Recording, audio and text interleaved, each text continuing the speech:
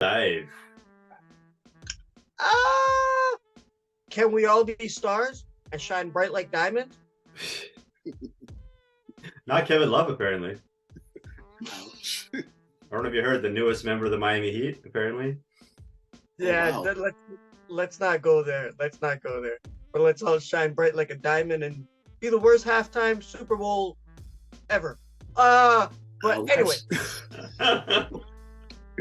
good afternoon, good morning, good evening, ladies and gentlemen, wherever you are, whatever time it is for you right now. Just know that you are locked in onto the point with Skip. and the King. You guys find us Apple, Amazon, Spotify while you're working out, driving your car. You can find us on Instagram, Facebook, Twitter, and YouTube right now. And thank you for supporting our content. We really do appreciate you guys over the last few years and supporting our fantastic guests. My man right there, the B man, the other Brian, the Killer Bees. You know how we roll. My man, can you tell the audience out there how they can get hold of you? Well, thank you so much, guys, for inviting me first. And you can find me at Twitter at Beyond Locker Room, short form RM. And also you can hear me at post games on RLTV. So thanks, hopefully I can get a chance to talk to you and chop it up with you. Yeah, sometimes we're on RLTV. That's dope. That's dope. Thank you for coming on the show. We really appreciate it. We really want to get into this with you. Skip, what's up, man? Oh, not much. Just the usual. Just plugging along here, trying to bang on a new episode. Really? Okay, guys, I alluded to it about shining bright like a diamond and being an all-star. Now that we've seen, I guess we can consider it a seismic shift from the East Coast to the West Coast with KD and Kyrie departing from the Brooklyn Nets to go to the West Coast. So now, Skip and I, we did an episode about Pascal Siakam possibly being an all-star snub because he was not selected, but we understand why. But now, with those players leaving and going to the other conference, the Eastern Conference has to pick up some of the players. And fortunately for your Toronto Raptors, Pascal Siakam has been named as an all-star reserve. Now, based on that, Brad, I'd like to ask you, what are your thoughts about him actually getting that nod? You know what? I think it is actually pretty important for him and for the team. You always want to be relevant, and in the NBA, there's no other currency that's probably stronger than being relevant. And when you don't have a representative for the All-Star team, and you're kind of, you're not participating in the main event, you kind of get lost. And for a team or a franchise like Toronto, that's a place you don't want to be. You don't want to be out in the wilderness. So it was great for a guy that's had a great season and he had a career year. It's good that you got recognized finally. So, and I think when, all-star appearances are important. When they finish and you retire, they ask how, the first thing they ask is, oh, he was like an X, 6-time All-Star or 5-time All-Star. So, it's good to start trying to rack up these accolades, right now. So, good on Pascal, and, it's good for the franchise. Wait, hold up. You said that you wrapped that up pretty quick. Do you think he's going to have an effect in the All-Star game now? I want to ask you.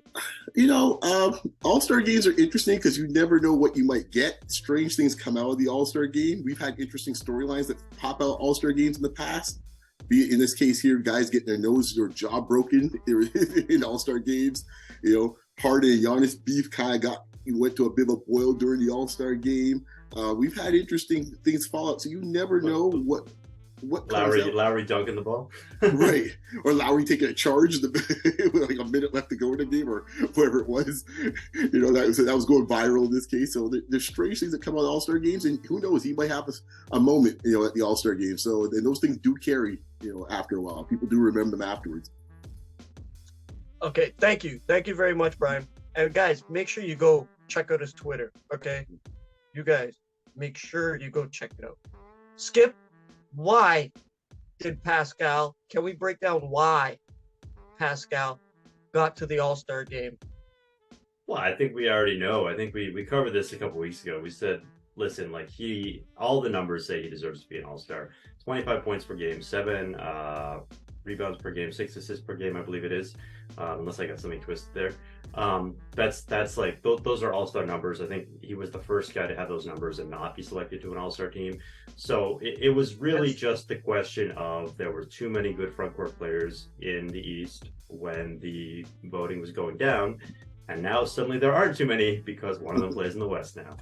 Although, I mean, he's sitting out the All-Star game. Kevin Durant's sitting out the All-Star game with an injury, but I kind of wonder if it has anything to do with the whole trade transition and all this. It's hard to say for sure, but obviously he did get named Durant's replacement, and he was pretty much, I said going into it, I said he's the 6th best front court player in the East, behind the 4 big guys and potentially Julius Randle.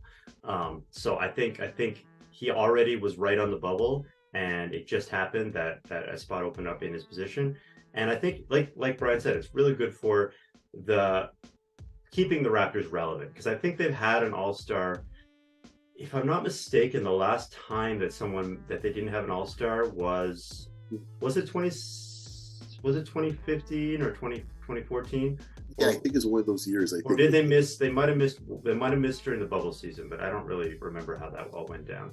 But they basically had an all-star almost every year. It was DeMar, then it was Lowry, then it was Siakam, then VanVleet had a year. So it's like they pretty much always had an all-star. So it was kind of nice to keep them on the map. And again, like if they had not had an all-star this year, it would have just been kind of another bell to toll in terms of this is a bad team. This is a team that's on the decline. So it kind of reminds you, like, all right, good teams get all-stars. Let's get back to being a good team again. Guys, may I take a timeout here? Yeah, go for it. Go ahead. How do I look? You're looking How am I sexy. looking? Not bad. Looking good? All right. You know why? It's from our sponsor, WeDoLaundry.ca. You guys go down there, find them. We'll leave a link in the description. You guys punch in the promo code to the point, and you get 5% off. They come to your door, they pick up, they wash, they dry, they fold, return it unscathed. It's a great service. Now, speaking of unscathed, oh man, I'm just elated. First of all, that based on what you guys said, that Pascal is part of the All-Star game, because yes, we do have to rub it in the faces of people below the 52nd parallel that Toronto was still relevant when it comes to basketball and the development for the team and the players that we do currently have. But I'm also elated that Scottie Barnes, he's a rising star. 2nd year in this game. And did you see he was on his team? No, I didn't see the team. Is it Cade or Jalen? Well, it's not Cade, because Cade's out for the year. Yeah. It's Paolo Banchero, sorry. And who's the other one? Yeah, Paolo whatever. Banchero and Mathurin. He's on Mathurin's Doesn't matter. team. Yeah. Doesn't matter, Snipper. Scotty's going to show up and show out. Scotty's going to go nuts in this game. I think it's like so much for him wearing the number 4. Just for him to be that guy that people see. I also think that at some point, this might be a little egotistical with the sub bowls. Not saying anything bad about that. I like them. I tried one. I enjoyed it. But it might add to his ego a little bit more. It might add a little to more disruption in the locker room as to the part that you play, the role that you play. Even though he did the other night play a great role, I think they're doing fine now, especially with the acquisition of Jakob Poeltl. But guys, I gotta ask you. Oh man, this is a tough one for you guys. Pascal now being named an All-Star. At the beginning of the season, he did say he wants to be a top 5 player. Do you think his showing up in the All-Star game is vital for him to maybe not win, but to be in contention for an MVP vote? I'll go with you first, Brian. I think, when he said that. Oh, I hit you hard there, eh? No, well, no, not really, no. I'm trying to find the best way to go about it. For all the Pascal defenders, I'm not going to try to get too rough on him in this case here. I think what he said at the beginning of the year, he set an objective, which I think is great. I think you want your top players to kind of think big. Is he there yet? Obviously, no. An MVP vote, he would have to really play lights out for the rest of the season, and the Raptors will have to be on one heck of a run. Wait, are you talking about All-Star MVP or are you talking about MVP overall? Overall, yeah, that's true. Overall. That's what I thought. About overall MVP? Yeah. Oh, yeah. Okay. Yeah. Okay. I thought you were talking about All-Star MVP. My bad. No, I thought he was referring to overall. Yeah, I don't see that happening, but I don't want to shift the subject too much, but I think all NBA, it might be it's still a possibility on the outskirts. I don't think that's dead in the water yet, as many people might think. Skip, what do you think about him potentially being an MVP candidate? Not this year. It's not going to happen this year. Not on a 10 seed or a 9 seed, whatever. Do you think this adds to his case? He's not an MVP candidate this year, but I think he has shown how good he can be at the top of his game. I think absolutely all NBA is sort of what we should be looking for. I was thinking when he first missed out on the All-Star team, remember a couple years ago he missed out on the All-Star team and he made All NBA. And I was thinking, man, if he does that again, that will be some kind of record to be on like 3 All NBA teams and only 1 All-Star team. That would be legendary. I think the competition is a little less stiff for All NBA. You're obviously, I don't think he's ever going to pass a Giannis or a Jokic or anything for MVP or even Jason Tatum. But if you just look at All NBA teams, then he's really just competing against forwards, which makes it a little bit more clear cut. He's not really competing with Embiid or Jokic. He's not really competing with any of the point guards out there. So it really comes down to, I guess, off the top of my head, it'd be Giannis, KD, Tatum probably get one of those spots. That guy in Los Angeles might get a spot. Oh yeah, LeBron. So that's basically you're talking first 2 teams there. So could he sneak on the 3rd team? I think it's very possible because I think he's definitely, you could say he's one of the top 5 in his position. I don't think you can necessarily say he's one of the top 5 in the whole league. No, and just a side note to the guys he was kind of going up last year for All NBA was Butler, who's had an okay season but not up to his typical standards, and Cat, who's been out for most of the season so far. So yeah, I don't know about most of the season, but yeah, he's not there. Yeah, he's not there. The other thing I was going to bring up to you guys was I mentioned this on one of our other videos where we talk about Pascal being an all-star snub. It's that now that he's an all-star, here's another question I got for you guys. Now that he's an all-star and he gets first team, right? All NBA first team. Now he's allowed for a Supermax contract. Do you think that can happen? I think it's a long shot for him to make first team. It's a big long shot. Like I said, he could make 3rd team. He could maybe sneak onto the 2nd team. Now, as far as whether that means he's going to be eligible for the Supermax, that would probably not be great for the Raptors if he was eligible for the Supermax. I think you don't really want to pay him at that level.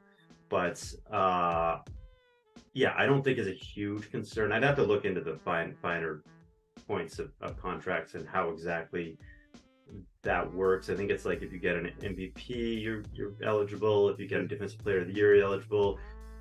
Maybe it's first team, maybe it's first or second team All NBA. I'm not 100% sure on that. I think for the Raptors' perspective, you would prefer not to have to pay him the Supermax or not to have to even consider it. But obviously, we're cheering for the players to do well.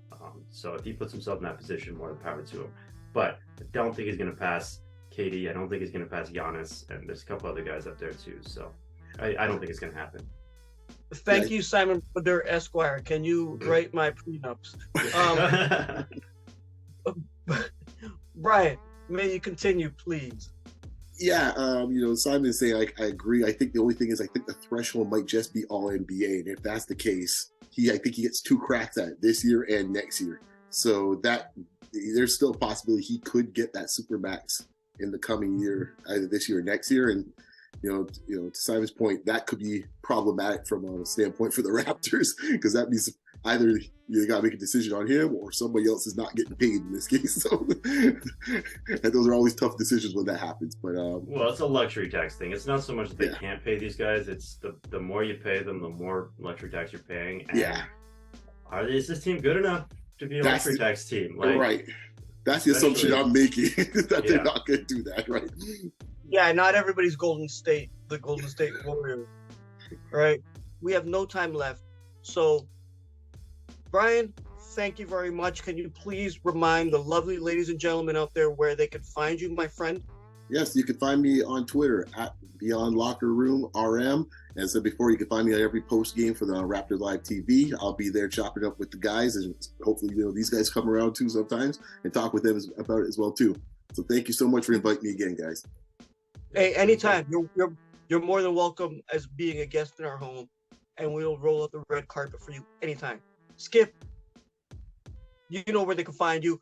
At Dougie J's on Twitter, SimonBroder.com. You guys go buy his book on Amazon.ca, right? Oh, you got it there? You got a copy? Okay. He's prepared. You guys find my. Oh, are you kidding? Where's my copy of the book? All right, Brian, let's wrap it up. Oh yeah, that's the old one. I got the bootleg. Yeah, I know. We all got shit to do. You guys can find me at King Hussein on all social media platforms.